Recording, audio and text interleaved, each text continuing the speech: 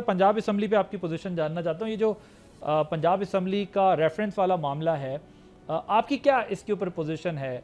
क्या होना चाहिए? ये नाअहल हो जाने चाहिए अरकान या क्या होना चाहिए? देखिए, स्पीकर रेफरेंस भेज सकता है, स्पीकर उन्हें डिस्क्वालीफाई नहीं कर सकता।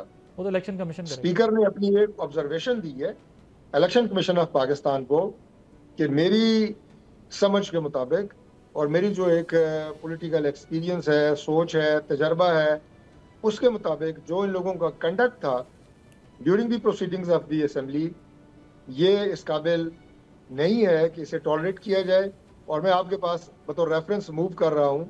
ज़ाहिर है उसकी वीडियो फुटेजेस होती हैं, उसकी तमाम असेंबली की कार्रवाई इलेक्शन कमीशन ने देखनी है, और इलेक्शन कमीशन अगर समझेगा कि ये वाकई इस काबिल हैं कि इनके खिलाफ एक्शन होना चाहिए तो वो लेगा, वरना ये PMLN या PMLN की गवर्नमेंट जो पंजाब में है इस वक्त, वो ये एक्शन नहीं ले रही, ना वो लेने का आईनी इख्तियार रखती है। ये एक उनकी गलती और कोताही है जिसको हमने रेफर किया है इलेक्शन कमीशन ऑफ पाकिस्तान को। बाकी फैसला इलेक्शन कमीशन ने करना है। ओके, लेकिन आप समझते हैं कि ठीक किया स्पीकर ने वहां भेज के इलेक्शन कमीशन को? क्योंकि पार्टी में आपकी देखिए, एक ओपिनियन ये है कि ये दरवाजा खुल जाएगा लोगों को घर भेजने का।